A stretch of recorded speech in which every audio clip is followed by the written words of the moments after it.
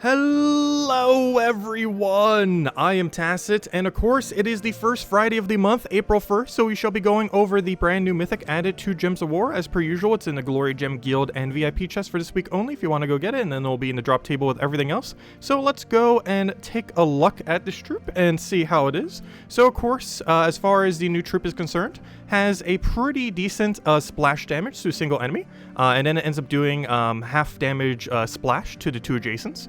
Boosted by its attack, life, and armor. Pretty good boost ratio at a 2-to-1, only a 22 mana cost as well, so getting some pretty good value.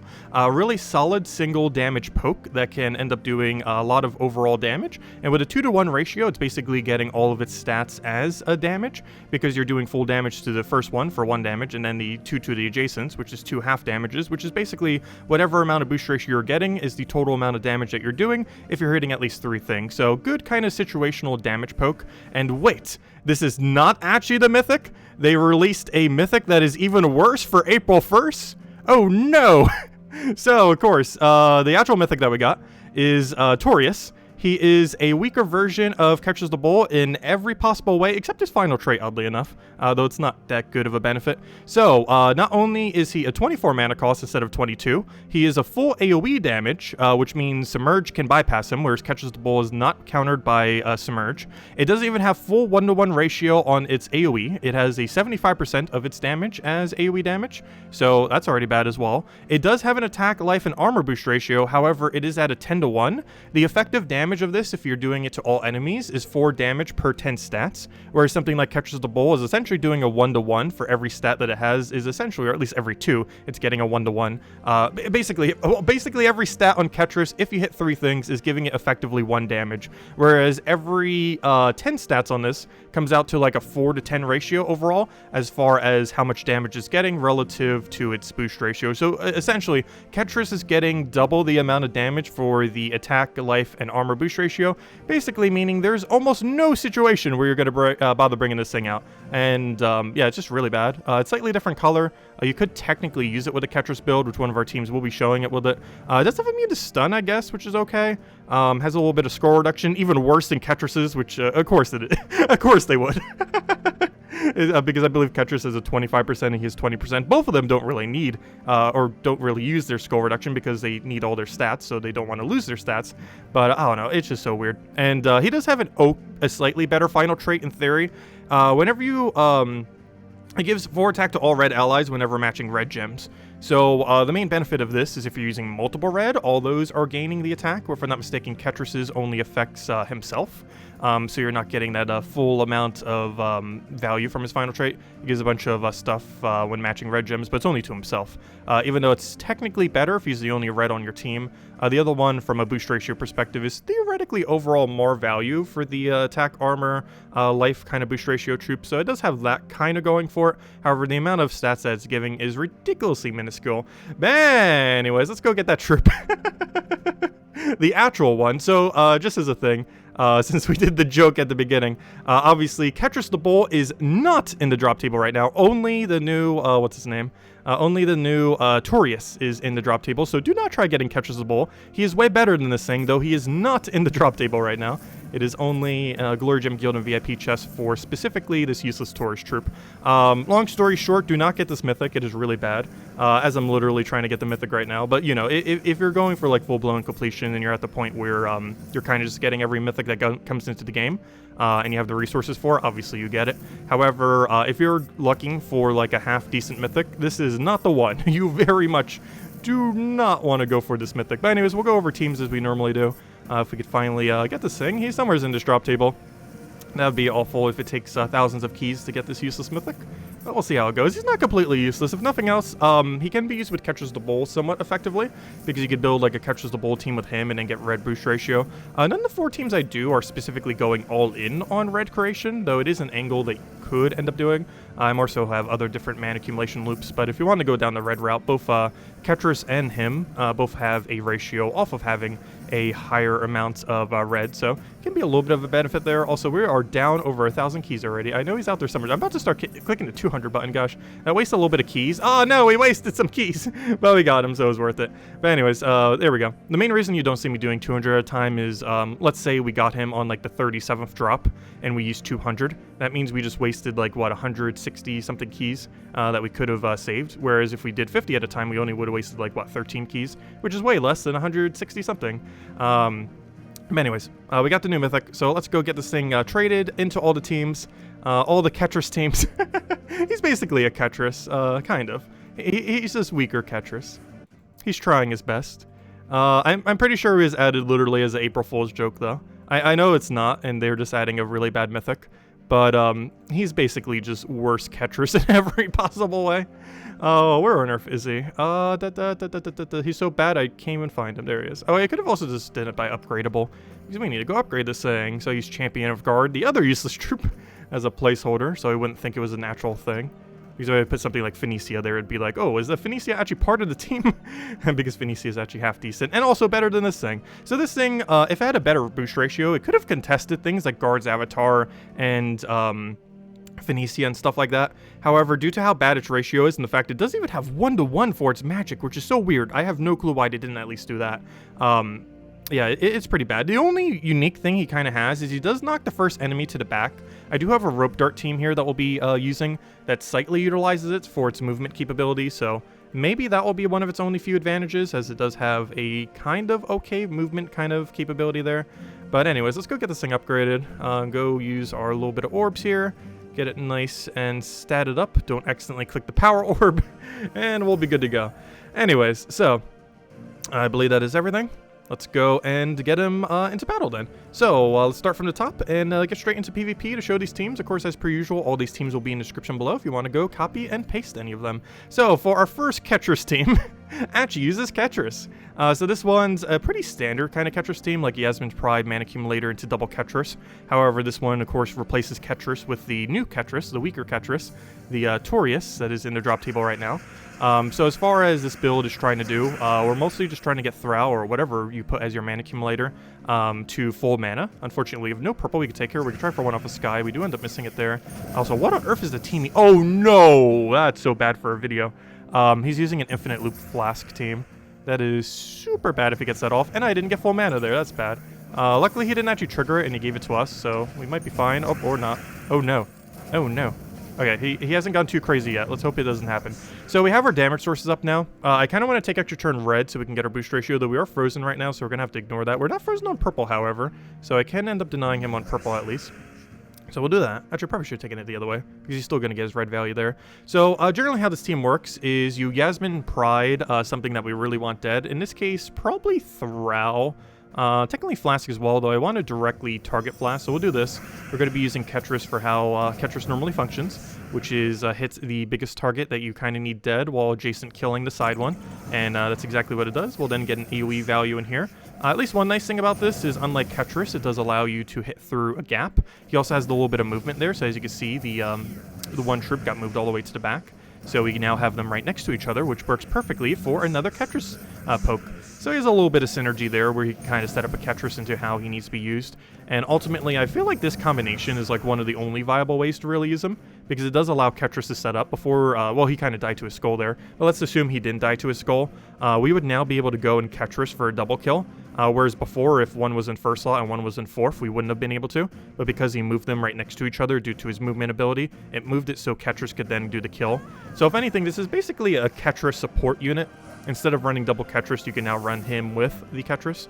So that's probably one of his bigger uses, I would say, as far as like realistic ways that you might end up doing it. Kind of funny he's using a rope dart team here, because my next team is a rope dart team. So next one we're doing here is a high movement team. So we now have the ability with this team to move the enemy to the front and to the back. If we use Rope Dart, we can move them to the front. If we use Tauraeus, we can move the first slot to the last. Unfortunately, you don't get to choose which one goes to the last. It's always the first slot. However, yeah, it's a double movement team. So that's the main gimmick of the team that we're using right here.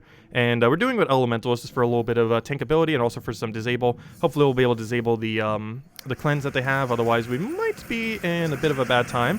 Unfortunately, it did not land. That's unfortunate. Though we do have purple this time around with a throw-out team, so that's always good to see. As long as it surges, we should be in a pretty good position. It does not surge. That's very unfortunate. It's going to go with Leprechaun and start going crazy from there, probably.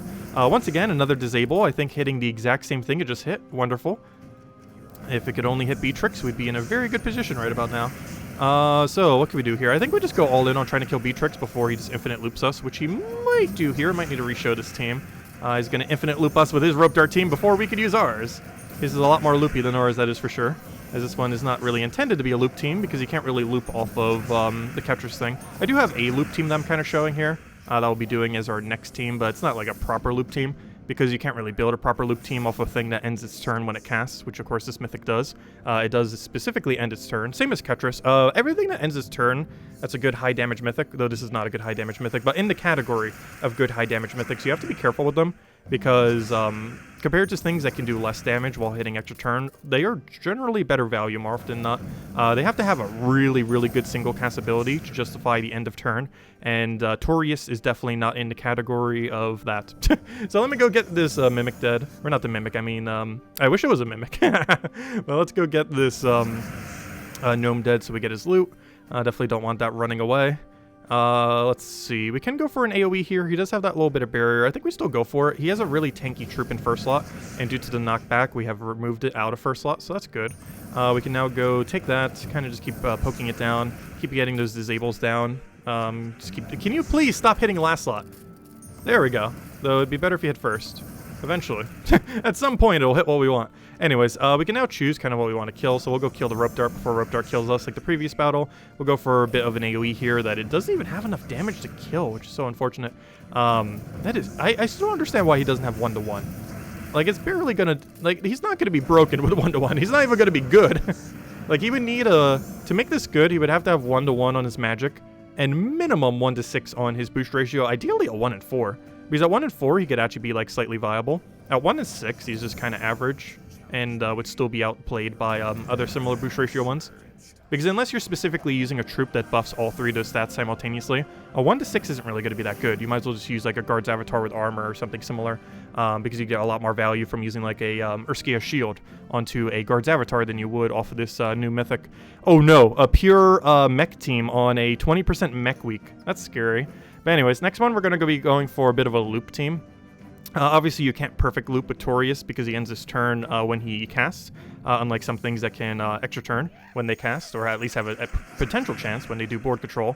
However, we're still going to try to make this work. So he has another... What, is this a Vault? Oh, it's Vault Weekend this weekend. I was like, wait, why is there so many? It is indeed a Vault Weekend this weekend. I almost forgot. Because I was going to say, this is like a really abnormal amount of gnomes. But yeah, it is. I kind of forgot. It is indeed a Vault Weekend. Ooh, we need to go grind that some. Anyways, let's see. What do I even need here? I guess we take Skull. I kind of want to take purple just to get the other mana going, though. That does give him blue, but I think it's worth it. Because we're going to get our mana a little bit before he does. I'm actually going to take red here. It's not really a mechanic we're utilizing for any of these teams, but do keep in mind, it does give all allies a bunch of, red allies a bunch of attack when you take reds. Super situational, but can be something that can be utilized. Most of the teams I'm doing here aren't really using it because it's not that many stats this late in the game. However, earlier on in the game, you could probably get away with it. The cheaper team I showed doesn't actually use that angle. I think I even have a minus red banner on it, though you could end up doing minus yellow. The main reason I showed a minus red banner is the one that's minus yellow is one of those weird war coin ones. Though I guess newer players do have better access to war coins than endgame players, though. Anyways, I'm going to take this for the green, try to get another truffle down, and we should kind of be good to go from there. Oh, or not. Did he just double skull me? Well, we'll do this. He better not escape. Good, that is enough boost ratio. Though we need to actually win this battle, which is concerning, because he has a bunch of resummon, and our only damage source is in first slot. And we could actually lose this now. That is really bad. Why do you have to have resummon? I think we actually lose. Because Truffle ended up dying. At least his hero's in first slot now. Let's see. Let's utilize that red feature. Because you're gonna need it. Okay, we might actually lose our gnome here. Biggest issue here is actually Tina 9000. 20% extra stats on that this week. Definitely a bit of a threat. I was hoping we'd get a little bit more loopage before we'd reach this point in the battle. However, do we have enough damage to kill it? I actually don't want to cast right now. The main reason I don't want to cast is we ideally want to go and skull poke him once here, so that we can actually get rid of his resummon. The biggest issue here, though, is you just regained barrier, so I think we're just going to die, which seems pretty fitting for this Mythic. Oh, let's see. Yeah, we're just dead. Let him kill us. Kill us! Actually, is he even gonna kill us? He needs to get another Tina 9000 rolling. Come on, do your Tina. Do your Tina. Actually, we could just forfeit too, but we'll let him actually get the kill. There you go. Okay, so that team, obviously really bad, as are most of the teams with this thing. We're gonna show this one again. It's not even worth it. Not even worth it. But yeah, Truffle died a little bit too quick there. Ideally, of course, we want to do Truffle to Sakurax and get that rolling. But wasn't quite enough. Also, no way are we going to be fighting a Lust team right here. We should probably go and fight something else. Yeah, we'll fight a cheaper team on a cheaper team, might as well. So right here we have a nice cheap low rarity team. As I mentioned earlier, you can do this with the minus yellow banner if you so choose. However, it is a war coin banner to be able to do it with the same coloration. The main premise that we're going for here is just super cheap. Azura you get for free from just completing out Merlantis Kingdom. Leprechaun is a low rarity thing that you just get from the Glory Gem Guild and VIP drop table. You might have even got it on your way to getting a Taurus, if you happen to be getting it. And Black Mantles you get for free just from leveling up your hero. So really cheap team. The only thing obviously expensive in it is the Tauraeus, which is the main thing we're trying to build around. As far as this team is concerned, would you ever actually use it? Probably not, as is pretty much every Taurus team in existence. I will go show the first one again, because out of every team, it seems like the one that might be like not useless. Because I see the synergy that they were kind of going for. I just don't understand why they gave him so little damage. Because the synergy, that kind of makes sense when you think of it from, like, use him with Ketras perspective. The big issue, though, is, like, how often are you doing that? Like, Ketras was already a very situational troop, and they basically added a weaker version of them that has the only purpose of kind of functioning with a Ketras. Okay, we'll try one more mech team with the better team. See if we can actually get through, if Tina 9000 will decimate us. So we probably want to use Asmund's Pride on the Tina because it has spell reduction. However, the armor tier will still do the full amount of armor tier regardless of its reduction. Plus it gains a bunch of armor and can't use that armor then. So we'll be able to get a bunch of value there. Especially if it gets one cast off, we'll actually technically get even more value. As long as it doesn't actually kill anything, which he might. So really good start. So right off the bat, as I mentioned, I want to go and... well, first let's take that. Also, you might notice half the teams we've been doing it with, but Shaman Hero class we have been using. The most noteworthy thing with Shaman is all Taurus' allies gain 1 attack every turn, which gives a little bit of stats, but the main thing is 50% mana start to all Taurus.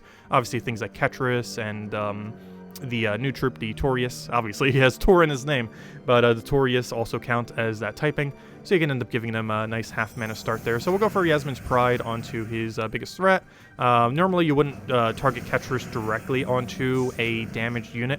However, that thing has 50% spell reduction. If I would have done the other way around, he would not have died. Right here, we're just going to do mana accumulation to get rid of his barrier. I'm not sure which one of these two is a bigger threat. Probably his hero. So I'm actually going to do that. Normally here, you would cast your second Ketras and kill him. However, we do not have that option because this thing is very bad. So we're going to have to go for a bit of mana accumulation here just to utilize Ketras instead.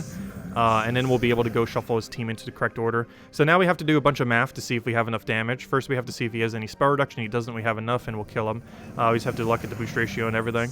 And here, you might have noticed he did a summon. So we can use the one and only good feature that this Mythic has. So, actually, first, let me go do this. Actually, I shouldn't have done this first. I should have done mana accumulation first. But we're going to use the one and only good feature that this thing has, which is please don't kill yourself. I want to do it. So we will go and watch. He's going to kill himself next turn. It's going to happen. Just like in the other battle we tried to show it. So what we could do here, the only good feature this thing pretty much has, is in the Ketras team, we could do this. And now, boom, Ketras can kill both of them for a double kill. Or not. But it's still good because they're at least next to each other for a kill. So we can go do this. Ketras can now do his thing. We armor tier this one for a triple kill. And then boom, he kind of helped us. Kind of.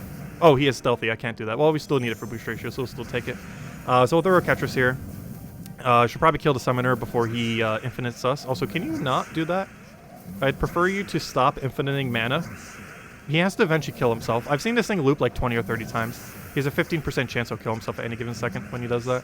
Alright, so he's going to resummon again. We're going to target him directly, which is not going to kill him. But we'll go for another AoE. Can't really get into them shuffled, so at this point we're basically spamming Ketras because this thing is doing almost 0 damage, as he tends to do. So we'll go for a big mana accumulation here, 13 plus, get the thing. AoE here, I'm trying to see how this would shift everything. Yeah, this is worth it. So we're actually going to go for an AoE here, just double check there's no extra turns on the board. That will get them all next to each other, except he did the resummon. However, we could do this again, and then get them next to each other again, and then we win. So, yeah, so he kind of helped, and by kind of helped, I mean we would have gotten way better value if it was just double Ketras, to such a degree that even as a Ketras support, he does not function. But here we go, we got the synergy again. So we get to move them next to each other. Oh, well, that was enough damage to kill, so not really. We tried.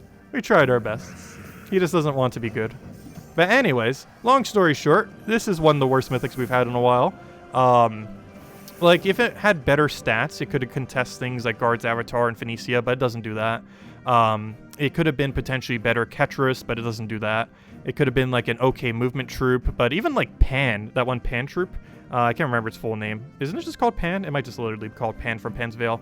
But even that mythic, which has like a pretty underwhelming movement ability, while doing some damage, like at least he does more damage in this thing. But I don't know, this thing is just absurdly bad. He's outclassed by basically everything. I can't think of a single instance you would really want to use this guy. The only really good thing he does is he counts as a troop from a kingdom. So this does bring Wild Plains to 24 stars. So that's kind of cool. But beyond bringing this to 24 stars or giving you another mythic that you might need for getting it to 10 star or 20 star, it's not really doing much beyond that point. So maybe if you really wanted him to get a 10 star or 20 star plus kingdom, you could kind of do it that way. However, from an actual usability perspective, I really do not see a situation where you're using Tauraeus compared to Ketras the Bull or any other option for the most part. It's just really bad and mostly just something you'll get for completionist purposes. So long story short, skip event keys. Anyways, happy April 1st, everyone. I tried doing a little something for it this stream, or this video, I mean. But yeah, it's basically just weaker Ketras. It's so similar to Ketras. Yeah, they didn't give it like anything at all to make it stand out enough to be viable, which is unfortunate because Ketras was already like starting to shift out of meta troop, and it would have been cool if they would have made like, you know, a power creeped slightly more meta Ketras while not making the other Ketras invalidated. However, in trying to make sure it wasn't too overpowered, they made it completely useless. So we'll see if it gets buffed in the future, though we haven't gotten much rebalance in a while, so I'm not sure it's ever going to get buffed. It's probably just going to remain as a weaker version of Ketras, probably forever, which is quite unfortunate. But anyways, guys, if you still have any other questions, feel free to leave it in the comment section below. As per usual, in the description are all the teams we showed in this video if you do want to mess around with him. I don't really see him being used much beyond Ketras or a weird, like, pure red team, which I didn't really show. But, I don't know, it's just not really worth it. 4 attack per red you take, that's not a lot of stats. That's like 16 total across your team. But later in the game, that's just not that much attack overall. And attack's one of the weaker stats anyways that you don't really tend to need as much compared to like magic, HP, armor, or anything else for that matter. But anyways, guys, I'll wrap it up for here. Thank you so much for watching as always. Best of luck if you are going to be trying for the Mythic, and best of luck at the Vault event, which I know everyone will be grinding for. If you have the time this weekend, Friday, Saturday, Sunday, today, tomorrow, and Sunday for the Vault weekend, if you're watching this as this video is going up. Anyways, guys, catch you later. Thanks for watching.